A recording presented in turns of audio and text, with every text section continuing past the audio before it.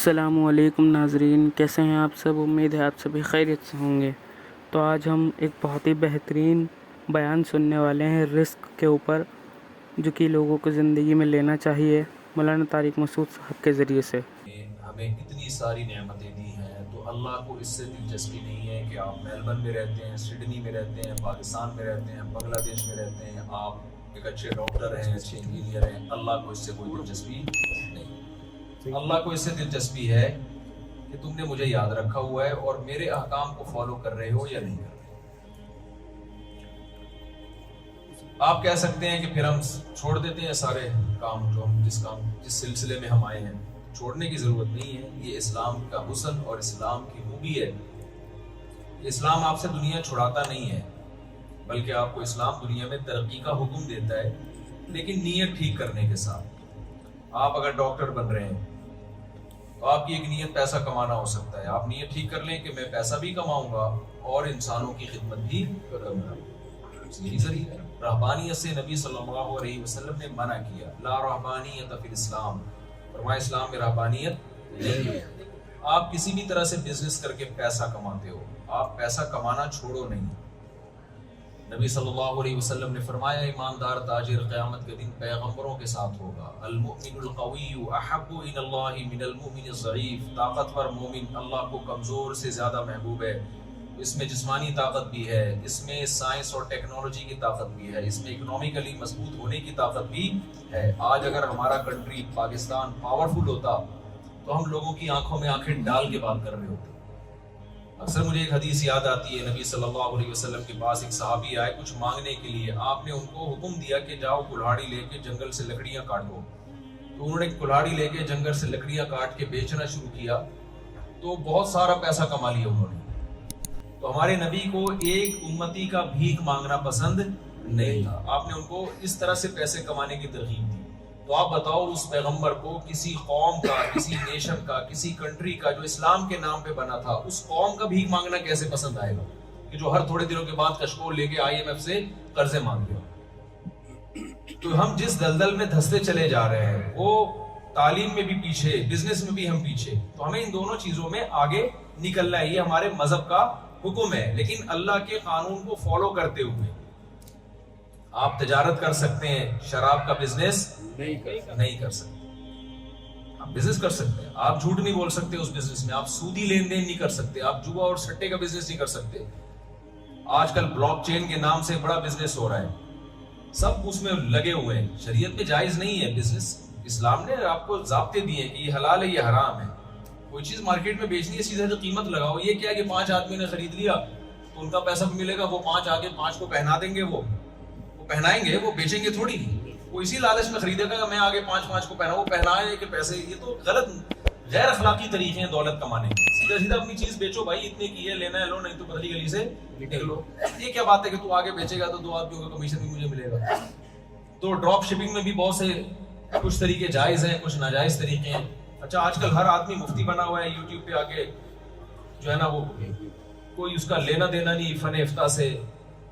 مفتی تو باقاعدہ ایک فن ہے بھائی، وہ ایک علم ہے جس کو پراپر وے میں حاصل کر کے انسان مسائل کا جواب دینے کا اہل بنتا ہے۔ یہ تھوڑی کہ ہر آدمی ہر طرح کے مسائل بتا رہے ہیں۔ تاجر نے بتایا کہ ڈراپ شپنگ ہے، جو مولوی لوگ کہتے ہیں قبضے سے پہلے چیز بیچنا جائز نہیں ہے، یہ مولویوں کی بنائی ہوئی باتیں ہیں، اور وہ اوٹ پٹانگ باتیں کرنا شروع کر دی اس نے۔ کہا کہ پہلے زمانے میں قبضہ کرنا اس لیے ضروری تھا کہ بھائی وہ دھوکے کا خطرہ تھا، اب دھوکے کا خطرہ نہیں ہے۔ بھائی قبضہ کا دھوکے کی وجہ سے نہیں ہے، قبضے کا خطرہ اس لیے کہ جس چیز کا آپ رسک نہیں لیتے نا، رسک آپ کے زمان میں نہیں آتی، آپ پروفٹ بھی نہیں لے سکتے۔ وسیم بھائی کے پاس موبائل رکھا ہوا ہے، آپ نے وسیم بھائی سے خریدا، اپنے قبضے میں لیے بغیر آگے بیچ دیا، تو قبضہ جب تک نہیں لوگے تو رسک ٹرانسفر نہیں ہوگا۔ اب اگر وہ ہلاک ہو جاتا ہے تو نقصان تو وسیم بھائی کا ہے، کیونکہ ان کے قبضے میں۔ جب آپ کی جیب میں آئے گا، آپ چور چھین کے، ڈاکو چھین کے چلا گیا، تو کس کا نقصان ہے؟ آپ کا نقصان ہے۔ تو شریعت کہتی ہے چند سیکنڈ کے لیے رسک لو، مگر رسک لینا پڑے گا، اس کے بعد آپ اس پہ نفع کماؤ گے۔ تو یہ جو پیسے کی صحیح سرکولیشن کے لیے، تاکہ لوگ جو پیسہ جو ہے نیچرل طریقے سے سرکولیٹ کرے، اس کے لیے اسلام نے کچھ پابندیاں لگائی ہیں۔ تو غیر مسلموں کے اپنے اصول ہیں، اسلام کے اپنے اصول ہیں، تو آپ کو اسلام کے اصولوں کو فالو بولتے کیوں نہیں بھائی، کرنا پڑے گا۔ آپ کو وراثت شریعت کے مطابق تقسیم کرنی پڑے گی۔ تو ہر چیز میں اسلام نے ہمیں گائیڈنس دی ہے۔ اسلام کی خوبی ہے کہ اس نے ہمیں کسی بھی معاملے میں یتیم اور لاوارث نہیں چھوڑا۔ تو اب میں جلدی سے بات کو سمیٹتا ہوں. تو میں وہاں سے لے کے چلا تھا کہ انٹیوں کو جھانکنا تاکنا نہیں. اس پہ آپ کو غصہ آ گیا تھا اور آپ نے کہا نماز کا ٹائم ہو رہا ہے نا, اس کو بہت غصہ آیا. تو اللہ میاں نے یہ, کیونکہ بہت کامن ہو رہا ہے زنا سوسائٹی میں, بہت تیزی سے پھیل رہا ہے. دیکھو بھائی, جوانی ہمیشہ نہیں رہتی. یہ زنا کے چسکے یہ تھوڑے دنوں کے ہیں. جب بوڑھے ہو جاؤ گے نا تو یہ بہت ویسے ہی چھوٹ جائیں گی یہ ساری چیزیں. اس سے پہلے جوانی میں چھوڑ دو تو ثواب ملے. گھر والوں کو ٹائم دو. دیکھو یہاں آپ کو اپنے گھر والوں کو زیادہ ٹائم دینا پڑے گا, کیونکہ یہاں چاروں طرف ماحول کفر کا ماحول ہے. تو آپ کو یہاں اپنے, مجھے یہ جن کے یہاں میں ٹھہرا ہوں اتنے اچھا لگا ہے, کہتے ہیں میں جہاں بھی تفریح پہ جاتا ہوں اپنے گھر والوں کو, بچوں کو اور گھر والوں کو لے کے جاتا ہوں. ایسا زبردست انہوں نے نظام گھر میں بنایا ہوا ہے. تو ٹائم دینا پڑے گا. اگر آپ نے ٹائم نہیں دیا تو آپ کے گھر والے آپ کے ہو سکتا ہے دین سے دور نکل جائے. یہاں خاتون کو اپنے بچوں کی تربیت کرنی پڑے گی, وہاں سے زیادہ کرنی پڑے گی. حضرت ڈاکٹر عبدالحی صاحب رحمہ اللہ تعالیٰ امریکہ کے سفر پہ گئے تھے. انہوں نے وہاں بیان میں کہا, ڈاکٹر عبدالحی صاحب تھے یا مولانا عاشق الہی صاحب تھے, مجھے نام بھول گیا ہوں. انہوں نے کہا کہ دیکھو تم لوگ یہاں پر ہو نا, مجھے یقین ہے کہ تم اسلام پر تمہاری موت ہوگی. مجھے یقین ہے, کیونکہ تم آئے ہو علماء کو سننے کے لیے, اس کا مطلب تمہیں اسلام سے دلچسپی ہے. تمہاری جو اولاد ہوگی اس کے بارے میں مجھے کنفرم نہیں ہے. بہت سے اسلام پر ہوں گے, بہت سے اسلام چھوڑ چکے ہوں گے, لیکن آگے جو اس کی اولاد ہوگی اس کے بارے میں کنفرم بتا کے جا رہا ہوں وہ اسلام چھوڑ چکے ہوں گے. اور جس زمانے میں نے بات کہی تھی نا تو ان کی اولادوں کی اولادیں مرتد ہو چکی ہیں. بھائی میں نے آپ سے عرض کیا کہ ہماری نظر میں سب سے زیادہ ویلیو کس چیز کی ہونی چاہیے؟ ایمان کی. دنیا میں آئے جس کے لیے ہیں تو ہم کیسے چھوڑ سکتے ہیں اس کو؟ تو ایک بات تو یہ, اپنا ایمان سے اور اسلام سے رشتہ جوڑنے کے لیے آپ کو زیادہ اسٹرگل کرنی پڑے گی, محنت آپ کو زیادہ کرنی پڑے گی. تو اس کے لیے آپ نے کیا کرنا ہے؟ خاص طور پہ خواتین سے میں گزارش کروں گا, بھائی اپنے پردے سے دستبردار نہ. آسٹریلین گورنمنٹ کا میں بھی شکر گزار ہوں, آپ بھی شکر گزار ہیں, میں مسلم کمیونٹی کی طرف سے شکر گزار ہوں. دنیا میں بہت سارے غیر مسلم ممالک میں خواتین کو چہرے کے پردے پر پابندی لگاتی ہے, لیکن آسٹریلین گورنمنٹ یہاں خواتین کے چہرے کے پردے پہ کوئی پابندی الحمدللہ نہیں, بلکہ اس کو اچھا سمجھتے ہیں اگر کوئی خاتون پردہ کرتی ہے. ہمارے دوست نے بتایا میری وائف کو نیشنلٹی ملی ہے, فل پردے میں تھی وہ, اور مکمل چہرہ بھی ڈھکا ہوا تھا, گورے نے ہاتھ تک نہیں ملایا, ایسے یوں کر کے جھکا, اور جو ہے نا یعنی احتراماً کہ بھئی ایک عورت پردہ کرتی ہے, ہاتھ نہیں ملانا چاہتی. تو یہ لوگ جب آپ کو رسپیکٹ دے رہے ہیں, نبی صلی اللہ علیہ وسلم نے فرمایا من لم یشکر الناس لم یشکر اللہ, جو لوگوں کا شکریہ ادا نہیں کرتا وہ اللہ کا شکر بھی ادا نہیں کرتا. غیر مسلم ریاست ہے لیکن اس ریاست کے آپ پر احسانات ہیں.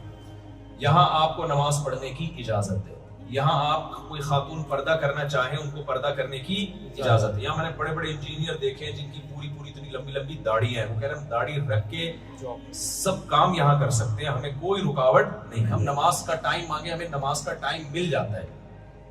نبی صلی اللہ علیہ وسلم کے دور میں بھی دو قسم کے غیر مسلم تھے, کچھ ایسے تھے جو اسلام میں رکاوٹ تھے, کچھ ایسے تھے جو اسلام میں رکاوٹ نہیں تھے. ہمیں دونوں کی مثالیں ملتی ہیں. نجاشی عیسائی بادشاہ تھا, کرسچن ریاست تھی, عیسائیت ایک عیسائی ریاست تھی, غیر مسلم تھے, وہ ایمان نہیں لے کر آئے.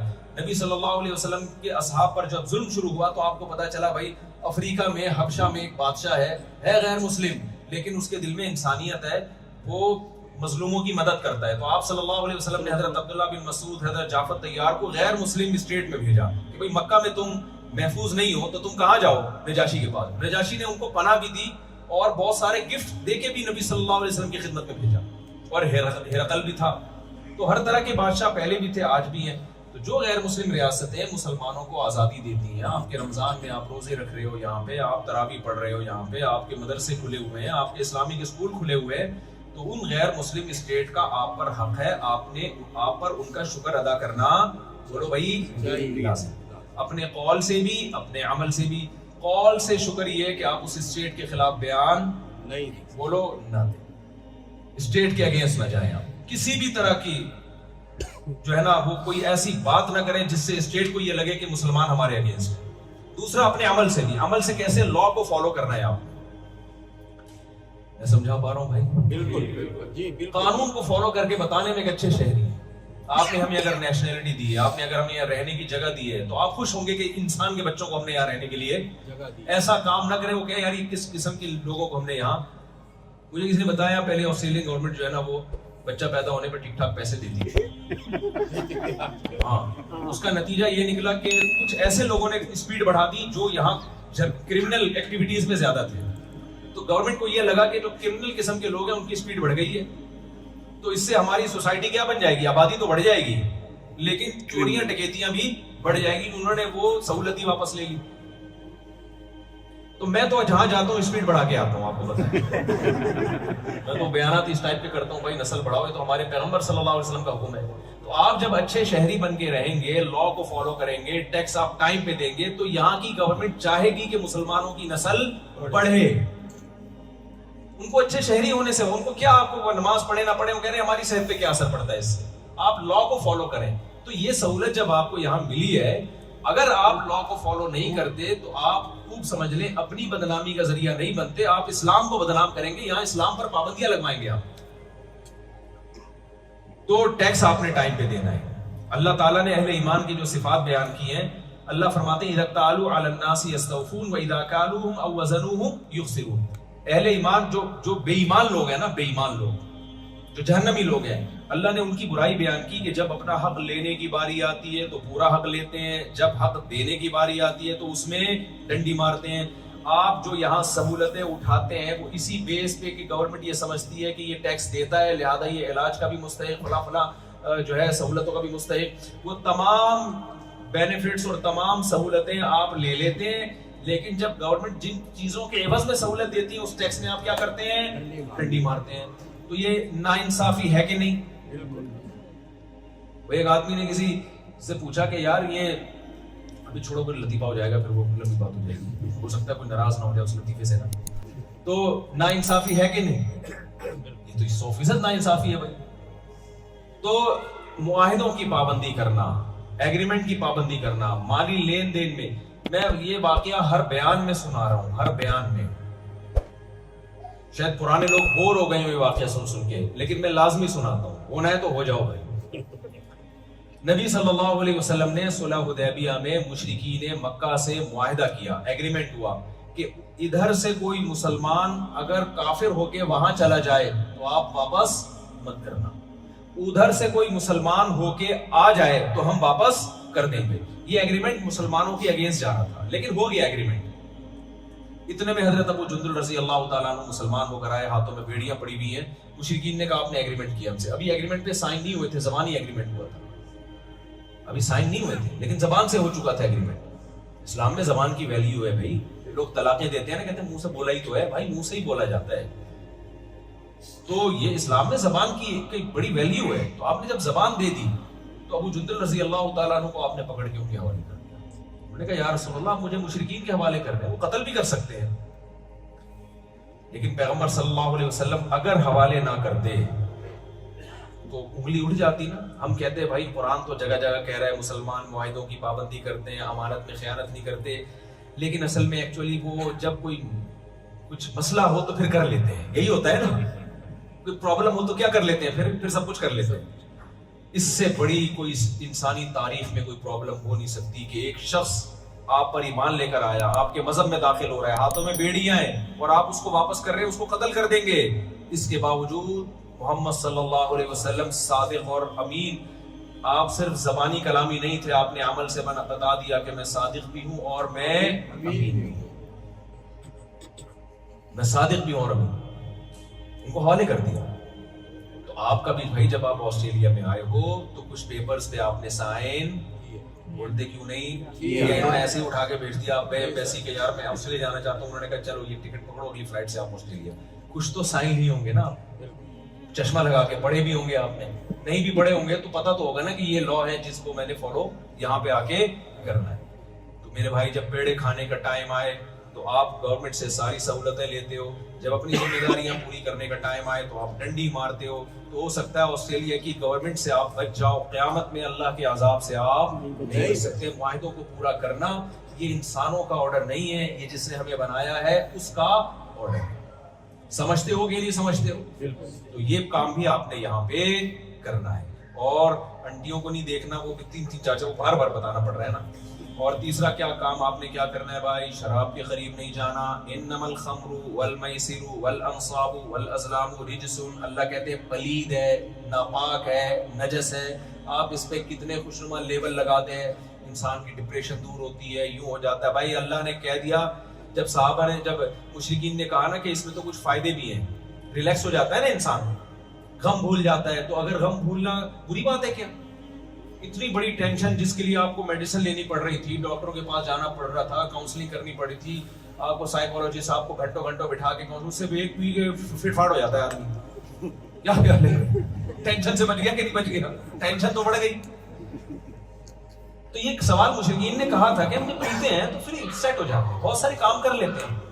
اللہ میاں نے ہمیں لاجک پیش نہیں کی. اللہ میاں نے کہا اسمہما اکبر من نفعہما. یہ جوا اور شراب ہے نا، ان کے نقصانات ان کے فائدوں سے، سوری اس کا گناہ اس کے فائدوں سے زیادہ ہے. گناہ یہ کہ اللہ ناراض ہوتا ہے. اب کتنے بھی فائدے ہوں، بھائی ناراض کون ہو رہا ہے؟ اللہ. بس یہ نقصان ہمارے لیے کیا ہے؟ بولو.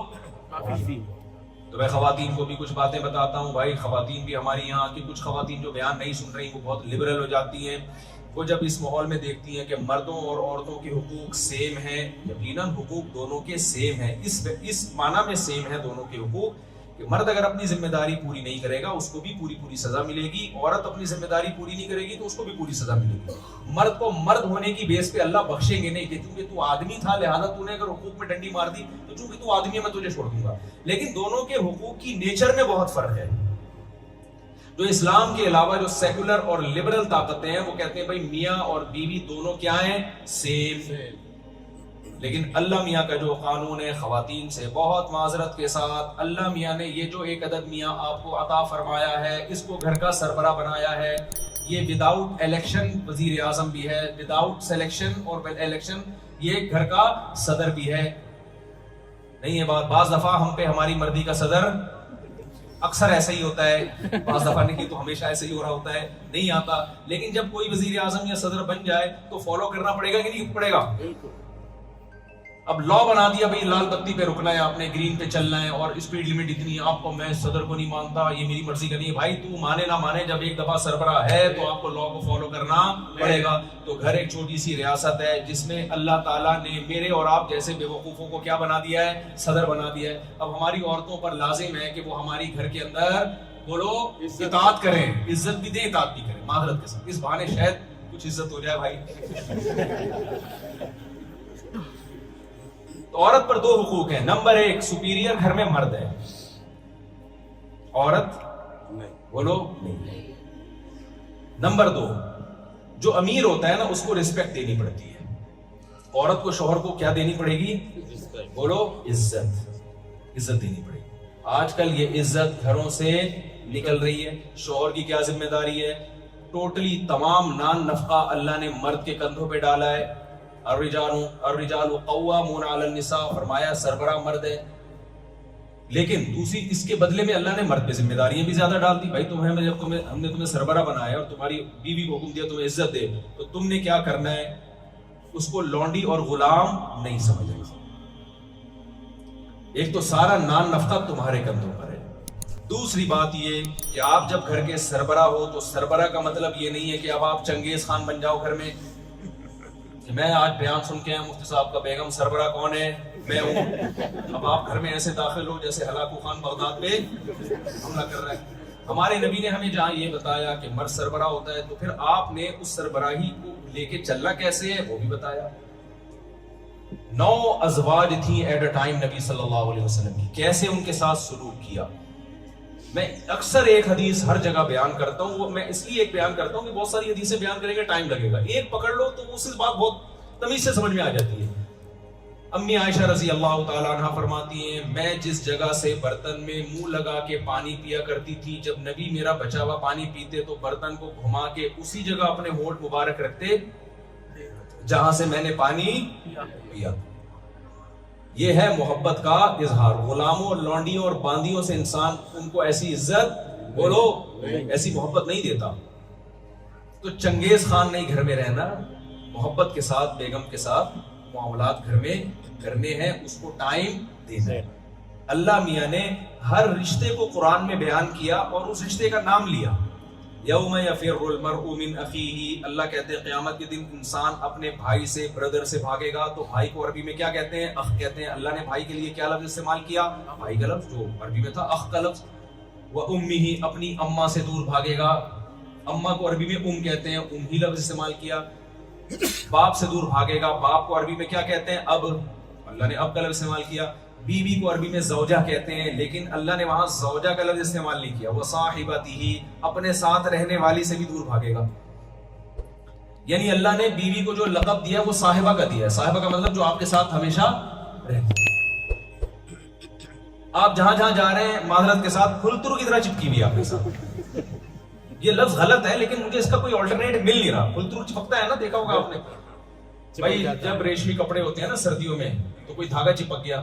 اب کیا ہوتا ہے، آپ اس دھاگے کو یوں ہٹاؤ گے تو انگلی کے ساتھ چپک جائے گا وہ، پھر آپ یوں ہٹاؤ گے تو یہاں سے چپک جائے گا، پھر آپ اس کو یہاں سے یوں کرو گے تو ادھر سے چپک جائے گا، وہ ہٹتا نہیں ہے. تو جب آپ کی شادی ہو گئی تو یہ بیگم آپ کے ساتھ قیامت تک کے لیے، ابا اما نہیں چپکتے، بھائی نہیں چپکے گا. بیگم کا اللہ نے جو لقب دیا ہے وہ چپکنے والی. اب جہاں بھی ہو، تفریح کے لیے جا رہے ہو بیگم ساتھ، آؤٹنگ کے لیے جا رہے ہو بیگم، آپ کو پھر آپ کیوں چھوڑ کر آئے ہو وہاں پہ؟ تو بھائی میں بھی لے کے جاتا ہوں، میں بھی لے کے جاتا ہوں. جب وسائل ہوں، جب اسباب ہوں، جتنے وسائل جتنے اسباب ہیں، تو میں آپ کو بتا کے تھوڑی لے کے جاؤں گا. میں بھی لے کر گیا ہوں اپنے گھر والوں کو. میں نے جہاں جہاں مجھے پاسبل ہوا میں دنیا میں گھمایا ہے ان کو میں نے، اور آئندہ بھی گھمانے کا ارادہ ہے.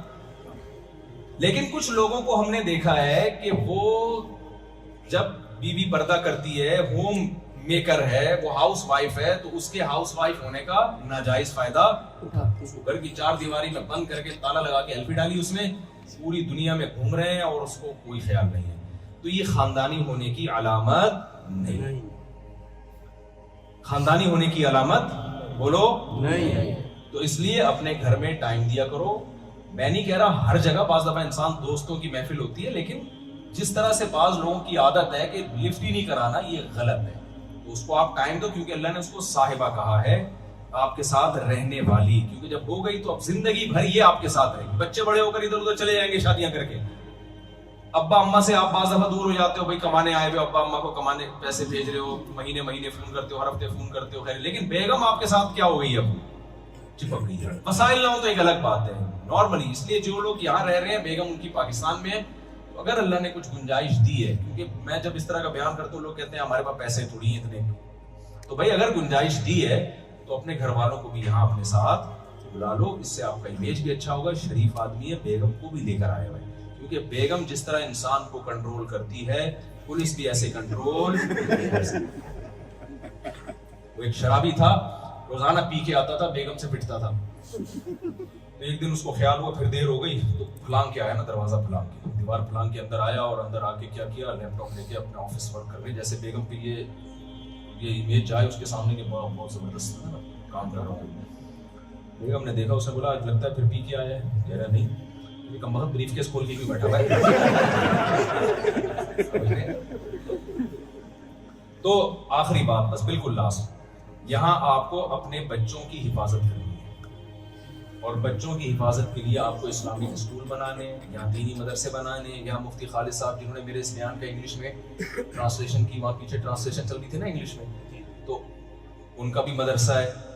آپ لوگ جو صحیح دینی مدرسے ہیں ان کو بھول نہ جائیں، کیونکہ یاد رکھو، دیکھو یہاں صحیح کام وہی علماء کر سکتے ہیں جو یہیں کے مدارس میں یہیں پیدا ہوں. ان کو یہاں کی، اگر ہم انگلش سیکھ بھی لینا، ہماری دیسی انگلش ہوگی، گلابی انگلش ہوگی.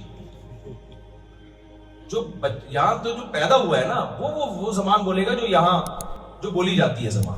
پاکستان یا انڈیا سے جو بھی آئے گا وہ زبان تھوڑی ہوگی اس کی. تو مدر لینگویج تو مدر لینگویج ہوتی ہے. تو آپ نے یہاں اپنے بچوں کو عالم بنانا ہے. سمجھتے ہو کہ نہیں سمجھتے؟ یہاں پر اس کے لیے آپ نے دینی مدرسے یہاں کھولنے ہیں. تو میں انشاءاللہ وزٹ بھی کروں گا، ولاگز میں بھی اس کو لے کر آؤں گا. یہاں جو دینی مدارس ہیں، ابھی تو سردست مفتی خالد صاحب ہیں جنہوں نے میرے بیان کا بھی انگلش میں ٹرانسلیشن کی ہے. تو آپ ان سے رابطہ کر سکتے ہیں، بھائی آپ کا مدرسہ ہے، ہمیں بتائیں کیا کرنا ہے اس کے لیے. یا ہم چاہتے ہیں یہیں پر علماء ہمارے بچوں، آپ کے اللہ نے اولاد دی ہے، ایک کو مولانا بنا دو، کیا خیال ہے بھائی؟ ایک آدھ کو تو بناؤ نا. کیا کرنا ہے اتنے بچوں کا آپ نے ایک آدھ کو تو بناؤ. تو یہی کہ جب علماء تیار ہوں گے وہ دین کی خدمت زیادہ اچھے طریقے سے کر سکتے ہیں. وہ یہاں کے حالات سے واقف ہوں گے, یہاں کے مسائل سے واقف ہوں گے. تو اسلامک اسکول بھی منع ہے کیونکہ سب بچے مدرسوں میں نہیں پڑھ سکتے. بہت کو اصلی تعلیم بھی تو مسلمانوں نے حاصل کرنی ہے نا. سارے مولوی بن گئے تو بھی بیڑا غرق ہو جائے گا. وہ اکثر میں سناتا ہوں, ایک مولانا صاحب کشتی میں سوار ہوئے تو انہوں نے ملاح سے, کشتی والے سے پوچھا تم نے دین کا علم حاصل کیا؟ اس نے کہا نہیں. انہوں نے کہا تو نے اپنی کمبخت آدھی زندگی برباد کر دی. آگے طوفان آئے, کشتی ڈوبنے لگی. انہوں نے مولوی صاحب سے پوچھا آپ نے تیراکی سیکھی؟ انہوں نے کہا نہیں. کہا پوری زندگی برباد کر دی. تو علوم تو سارے ضروری ہیں, دنیاوی علوم بھی ضروری ہے. تو اپنے بچوں کو وہ بھی پڑھانا ہے تو پڑھانا ہے, لیکن اچھے ماحول میں. تو اچھے ماحول اسلامک اسکولز میں ہوتے ہیں, تو آپ یہاں بنائیں اچھے ماحول میں. کیا خیال ہے بھائی؟ اور قانون کو فالو کریں. گورنمنٹ کا جو لا ہے میں سمجھتا ہوں انشاءاللہ آپ کی دنیا بھی اچھی ہو جائے گی اور آپ کی آخرت. اللہ تعالیٰ سمجھنے کی, عمل کی توفیق عطا فرمائے. اچھا, خواتین پردے کا بہت اہتمام کریں, پردہ نہ اتاریں. اپنی بچیوں کو بچپن سے پردہ سکھائیں. دیکھو پردے میں سکون ہے. یہ جوانی کے ششکے تھوڑے دنوں کے ہیں, بڑھاپے میں انہی کی اچھی زندگی گزرتی ہے جنہوں نے جوانی میں اللہ کو یاد کیا ہو. اور آپ نے اپنی بچی کو ابھی سے لبرل بنا دیا نا, اور اس کو بے پردگی سکھا دی, تو سب سے پہلے بے پردگی سے حیا نکلتی ہے, اور حیا سے بچے بنتے ہیں بدتمیز. سب سے پہلے وہ ماں سے بدتمیزی کریں گے, ماں سے تمیز سے بات, کیونکہ حیا ہے جو انسان کو بڑوں کے سامنے آہستہ آواز سے بولنا سکھاتی ہے. جب آپ نے بچیوں کو چڑیاں نیکریں پہنانا شروع کر دی, ان میں حیا نکل جائے گی. نہ وہ باپ سے تمیز سے بات کرے گی اور نہ وہ ماں سے. تو آپ اللہ کے لیے نہیں, کم از کم اپنے فیوچر کے لیے بچوں کو دین سکھا. اللہ تعالیٰ سمجھنے کے عمل کی توفیق عطا فرمائے. کے سوال آپ پوچھ رہے تھے جلدی سے اسپیڈ کے ساتھ. جی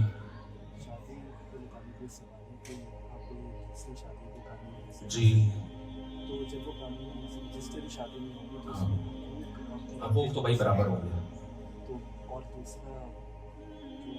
خلا, دیکھیں یہ جو یک طرفہ خلا ہے نا, یہ اسلام میں جائز نہیں. جی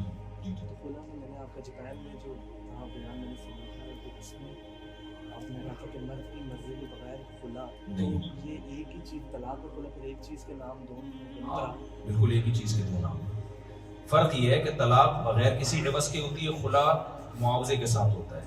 لہذا جب ایک طلاق ہوتی ہے تو وہ رجعی ہوتی ہے, رجوع کا حق ہوتا ہے. خلا چونکہ معاوضے کے بدلے میں, عورت کہتی ہے مہر دوں گی مجھے طلاق دے دو, تو معاوضے کے بدلے میں, لہذا اس میں مرد کو رجوع کا حق نہیں ہوتا.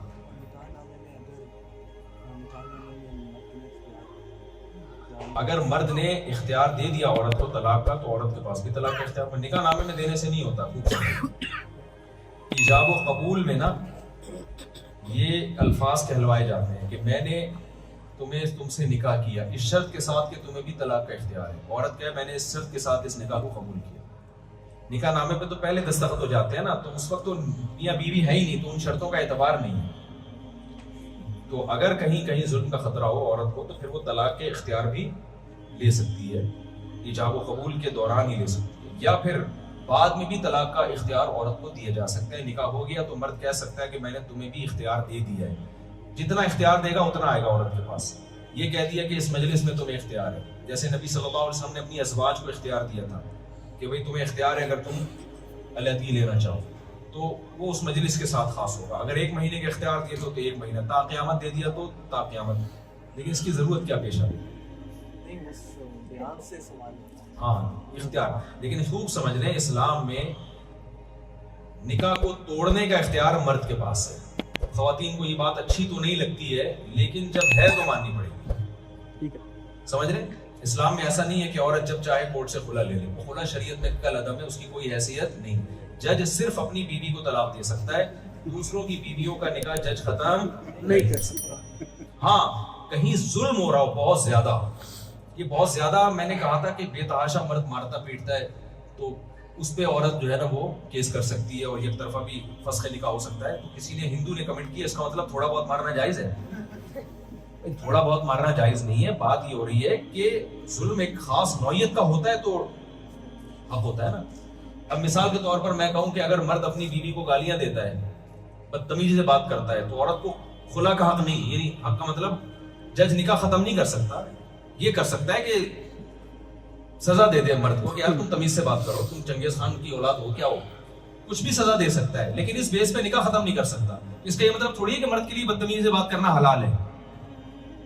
نہیں آئی میرا خیال بات صحیح. آپ کی بیگم نے آپ سے کہا واپسی پہ 6 انڈے لیتے آؤ.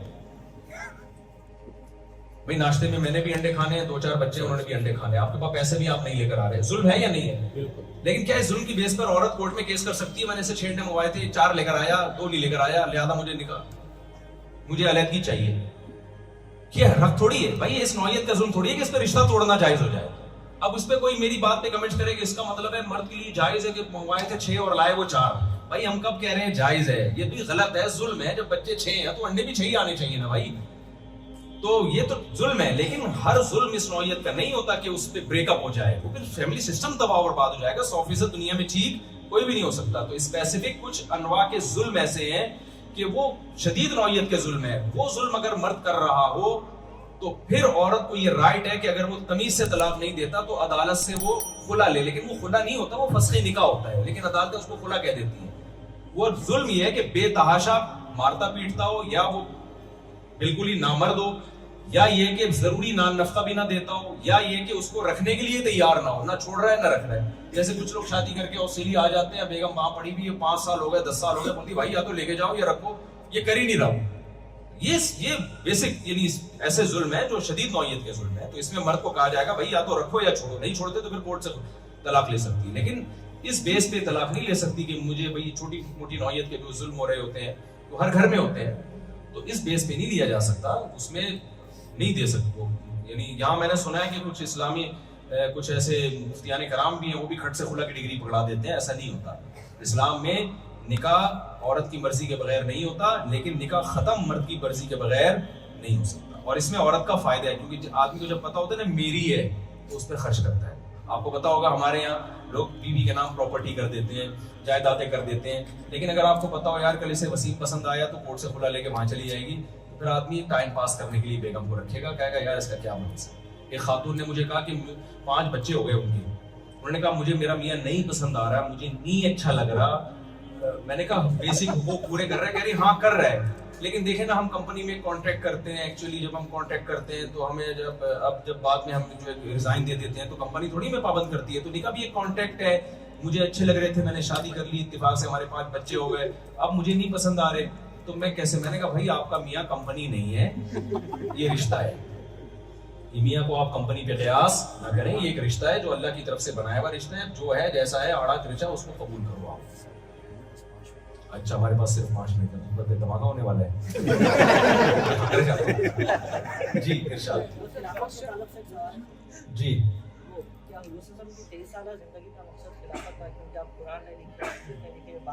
یہ آج کل بہت سوال کیا جا رہا ہے, کہتے ہیں نبی صلی اللہ علیہ وسلم کی 23 سالہ زندگی کا مقصد تو خلافت تھا, تو ہم خلافت کی تحریک کیوں نہیں چلاتے؟ دیکھو اسلام جو ہے نا وہ کہتا ہے جس زمانے میں خیر کو پھیلانے کے لیے جو طریقہ سوٹیبل ہو, قابل عمل ہو, اس کو اختیار کرو. کسی ایک مخصوص طریقے کو اسلام نے فوکس نہیں کیا ہے. یہ سب سے بڑا مسئلہ یہ ہے کہ آج پاکستان میں بھی ہر تھوڑے دنوں کے بعد کوئی اسکالر اٹھتا ہے, یہ مولانا لوگوں کے تزکیے پہ لگے ہوئے ہیں, لوگوں کو انسان کا بچہ بنانے کی کوشش میں لگے ہوئے ہیں, خلافت کی تو کوئی بات کر ہی نہیں رہا. لیکن جو کر رہے ہوتے ہیں ان سے پوچھا جائے آپ پریکٹیکلی کیا کر رہے ہیں, تو کر وہ نہ تزکیہ کر رہے ہوتے ہیں نہ خلافت لا رہے ہوتے ہیں. تو گراؤنڈ ریئلٹی کو دیکھ کر خیر کو غالب کرنے کا جو بھی طریقہ اختیار کیا جائے گا وہ ٹھیک ہے. ہمارے نبی صلی اللہ علیہ وسلم نے, ایک صاحب مجھے کہنے لگے جہاد کے بغیر خلافت نہیں آ سکتی, اسلامی حکومت نہیں آ سکتی. یہ ممکن نہیں ہے کیونکہ مکہ میں 13 سال آپ نے دعوت دی, لیکن جب جہاد ہوا ہے تو خلافت آئی ہے. تو میں نے کہا مدینہ میں کیسے آ گئی؟ مدینہ میں تو کوئی جنگ نہیں ہوئی نا, مدینہ والے خود ہی آ کے مسلمان ہو گئے. تو نبی صلی اللہ علیہ وسلم نے گراؤنڈ ریئلٹی کو دیکھ کر کہ جس وقت جو طریقہ سوٹیبل ہے اس کو اختیار کیا جائے. تو یہاں آپ کے لیے سوٹیبل طریقہ یہی ہے کہ تمیز سے, اچھے بچوں کی طرح آپ تمیز سے زندگی گزاریں, اسلام کی تبلیغ کی کوشش کریں. یہاں کی گورنمنٹ کو اگر آپ نے یہ کہنا شروع کر دیا ہمیں خلافت چاہیے, تو خلافت گئی تیل لینے ہیں, ٹھیک ہے. آپ کی ایسی کی تیسی ہوگی جو آپ کا تھوڑا بہت دین, ذرا سا بھی ان کو شک ہو گیا نا کہ یہ کچھ گڑبڑ کرنے والے ہیں, ایسی واٹ لگے گی کہ نسلیں یاد رکھیں گی. ان باتوں میں مت آئیں. جو طریقہ سوٹیبل ہے, جو وہ طریقہ آپ اختیار کریں, انسان کے بچوں کی طرح تمیز کی طرف چلتے رہیں, تو تمیز سے رہیں گے. آخری سوال جی. میں یہاں پہ کھانے کا کام ہے میرا, کیٹرنگ کا, تو یہاں پہ بہت ایشو ہو رہے ہیں سر. ایک تو کھانے کا یا کھلانے کا؟ کھلانے کا بھی اور کھانے کا بھی. हैंड स्लेटर चिकन का मसला हैंड स्लॉट जो है ना, देखें, और एक मशीन स्लॉट, ये बहुत नहीं, मशीनी ज़बीहा हलाल नहीं है, हाथ से ज़बह होना। मशीन का कोई मज़हब नहीं होता। अल्लाह ताला ने ये शर्त लगाई है कि ईसाई हो, यहूदी हो या मुस्लिम हो, वो अल्लाह का नाम लेगा। हिंदू अगर ज़बह करता है वो हमारे लिए हलाल नहीं है। तो मशीन जो है ना, वो ईसाई होती है, ना हिंदू होती है, और ना वो, आप कह सकते हैं बटन दबाने वाला तो मुसलमान होता है, तो बटन से नहीं होता भाई, वो तो ऐसे तो हिंदू ज़बह करे और ऑर्डर देने वाला मुसलमान हो उसको। तो हलाल और हराम में, खाने पीने की चीज़ों में वैसे भी एहतियात पर अमल करना लाज़िम है। तो जब तक हाथ से ज़बह किया हुआ ना हो, हलाल नहीं हो सकता। हाँ, घर में कर ले, सुभान अल्लाह, घर में कर ले। गरीबी मुर्गी को हलाल नहीं करे।